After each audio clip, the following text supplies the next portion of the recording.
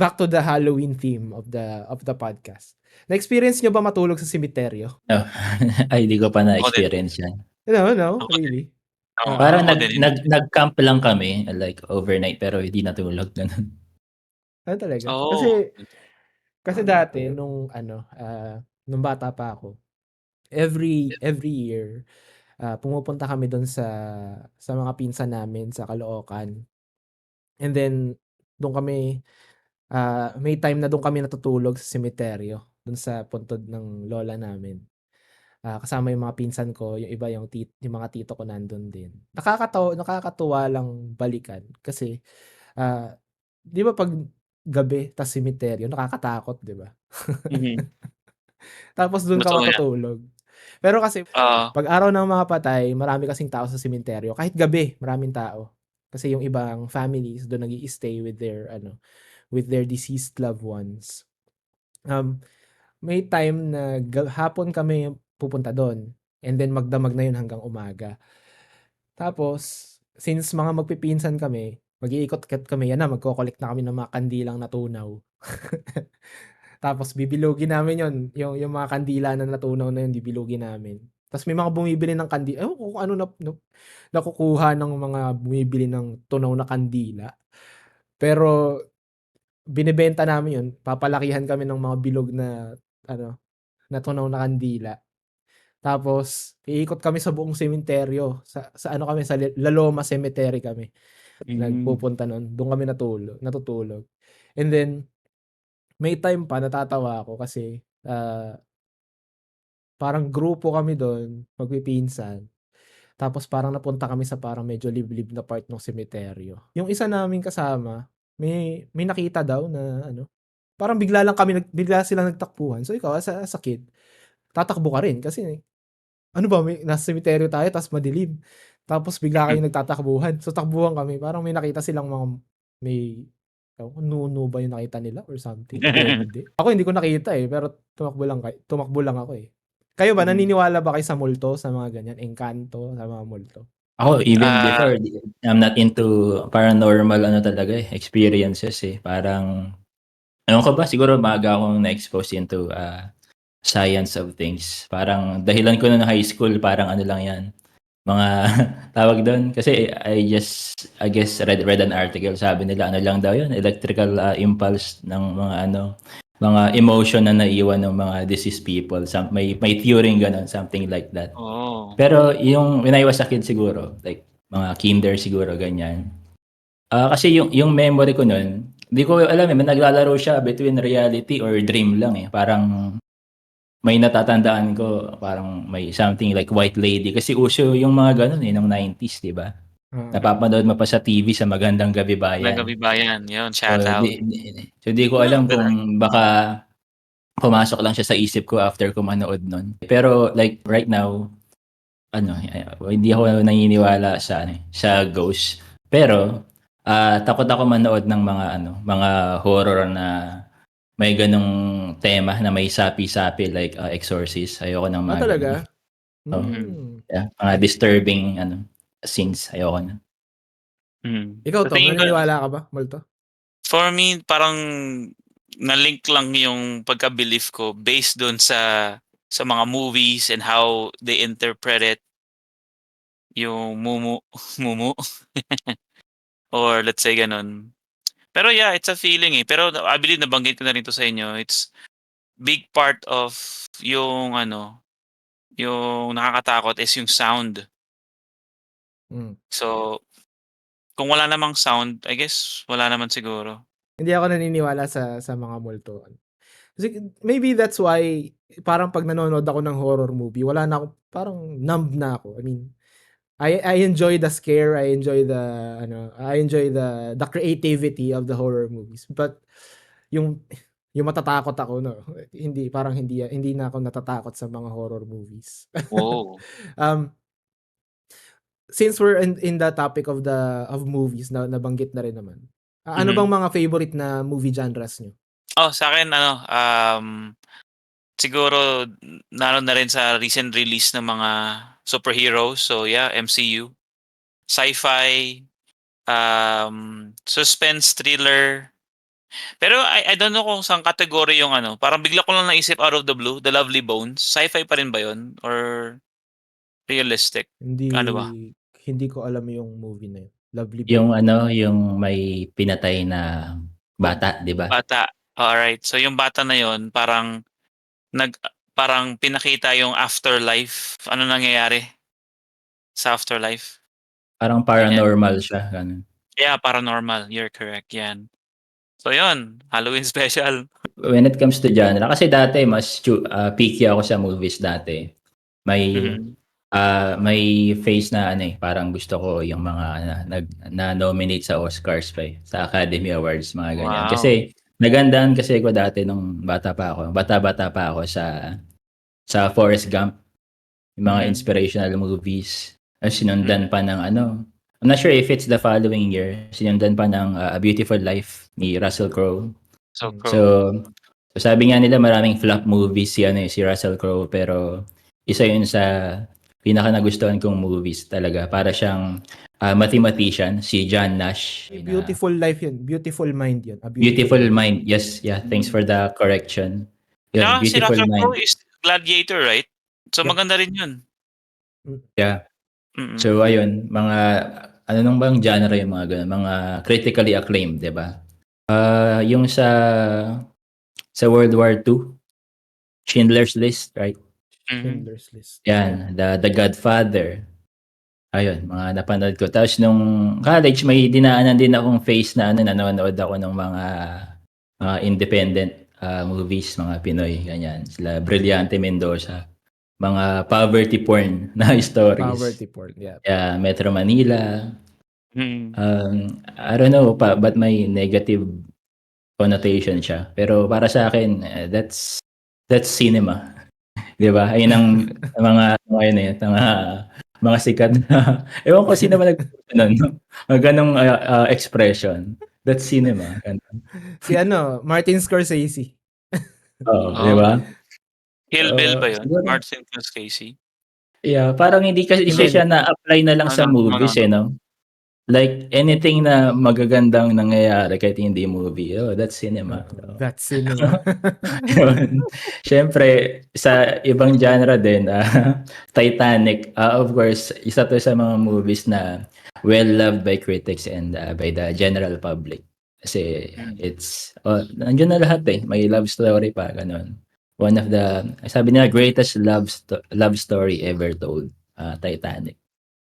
Tas, ito Wow. sa ano, let's say, 30s ko, gusto ko na lang mag-enjoy kahit ano ng movies, anong genre. Yun, mga anime movies din, kasama na yan, syempre.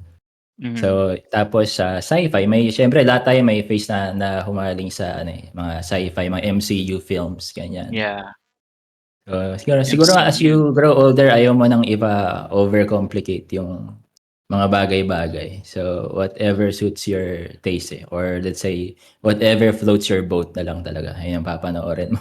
Ever since ano ako, picky ako sa movies na gusto kong panoorin.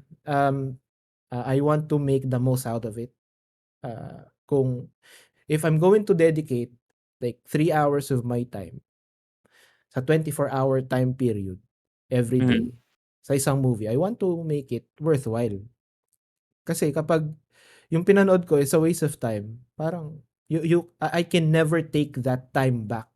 But my favorite genres is ayun, yung psychological, yan, mga ganyan. Yung mga movies ni Christopher Nolan, Mm. pinaka-favorite ko yung Inception. And then uh, recently yun, nanood ako ng mga superhero films. Binalikan ko lang yung MCU. And then yung mga mind-bending na movies, yeah, kasama yun sa psychological, di ba? Mhm. Mga mind-bending na films. Kasi parang lahat na sa dami lang napanood na movies, di ba? Parang predictable na kasi yung mga nangyayari sa mga Mhm. movies usually. So gusto ko yung something na masu-surprise ako sa movie. Bagay sa'yo yung Oo. mga movies ni M. Night Shyamalan. Yan, Ah, mga Oo. may nag-direct mga ng oo. Sixth Sense. May Sixth twist. Sense. Pero kasi yung Sixth Sense, I don't know, it's a so-so movie for me. Okay yung twist, but The Village din. napanood ko rin The Village. Pero I don't think na sobrang thought-provoking ng mga movies ni M. Night Shyamalan. I don't know, maybe it's just me. Yeah. Pero ayun nga, yung mga ganong movies yung gusto ko kasi parang mas gusto ko kung yung movie is magle-linger siya sa isip ko. Yun yung nagiging sukatan ko na worthwhile yung movie. Na Pag-uusapan until mo after mapanood, ano? until the next day, iisipin ko pa rin yan or nasa isip ko pa rin siya. Parang ganon. Sorry, yung iba yung kay M. Night Shyamalan. Kasi minsan mafe-feel mo na he's doing it for the sake of having a twist na lang no? Oo, Parang yun, ganun. exactly. Sa Nolan movies kasi yan napanood ko. Ewan ko kasi alam ko marami siyang magandang na direct like yung Memento. Gusto ko rin yan, one of his early works. There's a Kailangan yung open pabaliktad yung ano nun no? yung pabaliktad yung mga eksena. Memento. Yung Oppenheimer, Interstellar. Siguro second ko lang yung Interstellar though I so love that movie. Talagang nire-recommend ko yan pag gusto ng mga sci-fi movies. Ang cool Hindi man niya, talaga no? siya sci-fi kasi the way he consulted like mga astrophysicists para sa Wow. movie na to just to make it as close as to reality. Ang galing. Pero ayun nga, second ko lang siya kasi gusto ko kasi talaga yung yung Dark Knight trilogy. So ewan ko ba, parang he Yeah, I made know. Batman so cool, like revolutionary na kind of film siya para sa akin. I've watched that trilogy many times already, man. Kasi yun, dagdag mo pa yung Joker portrayal ni Heath Ledger. Si Heath Ledger. Yep. Another genre na gusto ko, just to go back to my question, is horror movies. Kasi minsan may mga horror movies na part psychological, 'di ba? And I unlike Alvin, I don't shy away sa mga disturbing films. Madami ako napanood na disturbing films na like yung isasabi nilang sobrang disturbing yung Human Centipede, mga ganyan. Or yung a Serbian film. If you guys don't know about yung movie na yun, huwag nyo na panoorin kasi it will really F you up. I'm looking for a horror movie na matatakot ako, legit na matatakot ako. Kasi nga hindi na ako natatakot sa mga horror movies. Gets nyo? Parang usually kasi cliche na yung mga horror movie for me na parang, ito na naman. Same same tropes na naman ng horror films, ganyan na naman. Have you guys already watched the movie that 12 Angry Men? Old film na siya. Old movie na siya. Ito. So 1957. Look at the rating in IMDb. 9/10, Rotten Tomatoes 100%. Na-curious lang ako dito kasi sobrang highly rated niya. Like Citizen Kane and those artsy film na sinasabi nilang puro usap lang to. Just to set your expectation. Puro usap lang to. Itong movie na to. And for some reason, I was very engaged sa pag-uusap nilang 12. So this is the plot of the movie. So 12 Angry Men. Following the closing arguments in a murder trial. So jury sila dito. The 12 members of the jury must deliberate with a guilty verdict, meaning death for the accused. So death penalty. And then teenager yung accused. So basically parang galing jury sila sa isang trial. Magde-deliberate na sila kung ano ba. I-acquit ba nila yung bata or papatawan nila ng death penalty. So the beginning of the movie, I'm not going to spoil it to you guys, but at the beginning of the movie is almost all of them just want to get it over with. Ito na yung case eh. So ano na to? Sure na to. Ano to yan? Guilty yan. Guilty ang bata na yan. And then, yun, yung isa, ito si Henry Fonda. Parang nag-cast lang siya ng little bit of doubt dun sa Kasi syempre, kailangan unanimous, di ba? Oo. Kailangan unanimous yung decision. ang ganda niya kasi you will see the complexity of how people think, or how people judge other people. Mhm. Kasi hindi lang siya umikot dun sa case, mostly. Pati yung mga personal issues nila lumabas eh.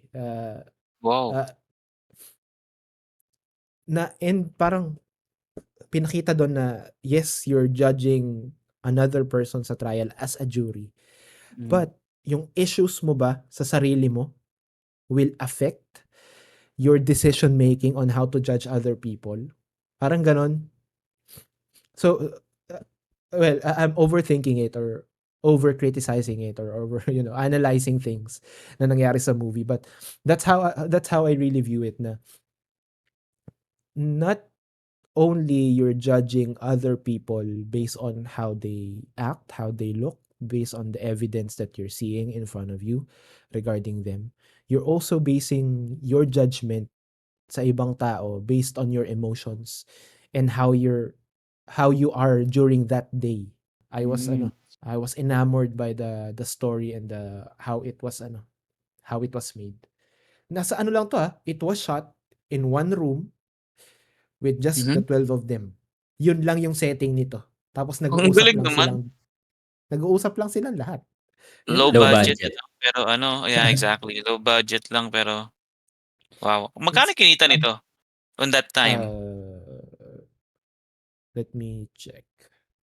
Box office 12 million. 12 million. Wow. Yeah, pero kasi malaki na yan nung 57, yeah. nung 1957. Exactly.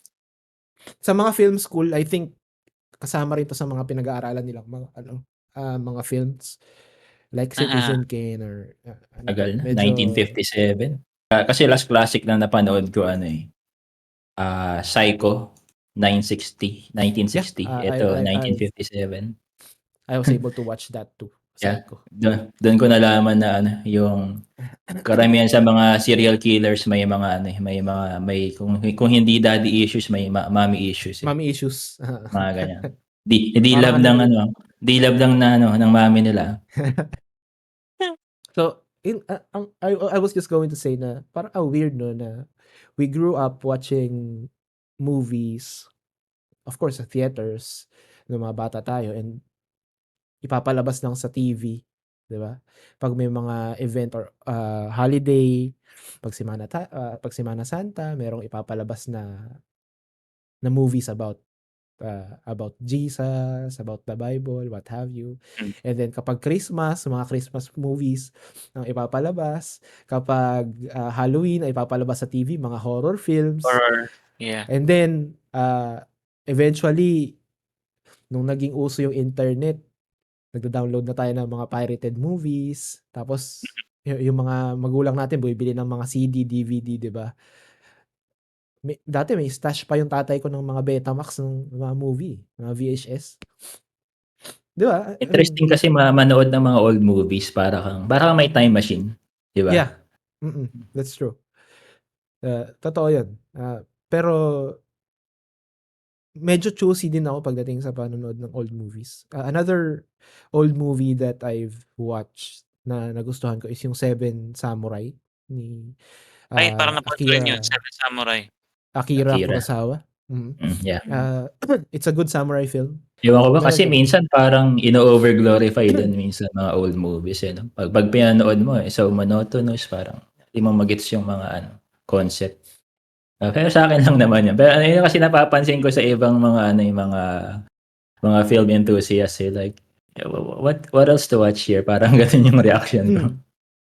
May mga ganyan na parang okay, tingin mo sobrang artsy nitong movie na to, okay, sige. Kaya tingin mo maganda to kasi ganito ganyan yung framing ng shots, that's overcomplicated for normal people. Ang makaka-appreciate lang yan yung mga film buffs lang talaga. Pero para magsasorry ba ako? Sorry for not being so cultured. Parang ganun. Oo, di ba? Sorry kung hindi ko na-appreciate tong tingin mong magandang movie na to. But, di ba, again, movies are for entertainment. first and foremost. Kaya yung ginagawa to entertain people. Parang ganun kasi yung iba na sobrang dinedefend nila yung ibang, not just really movies, but they're defending a piece of media that they like. Yung iba gine-gatekeep pa sa ibang tao. And they're Yeah. not seeing the flaws of that piece of media, kahit na meron naman talaga. I think loving something or someone is acknowledging its flaws, 'di ba? Mhm. Kasi you have to acknowledge that it's not perfect for you to really love it. Parang kung if you're not going to acknowledge it, you're obsessed. Parang sa presidente lang yun, Uy, ibang usapan na 'yan Parang pagdating sa mga nagko-compare lang din yan ng mga old school NBA players sa mga bago, Kasi yung iba, true. let's say mga purists, 'di ba? Parang they want people to respect the OGs, 'di ba? Mm. Parang sobrang fan sila, parang parang nabablinded na sila or di na nila na-appreciate yung mga good things about new players, 'di ba? Mhm. Yep. It's just a product of their time.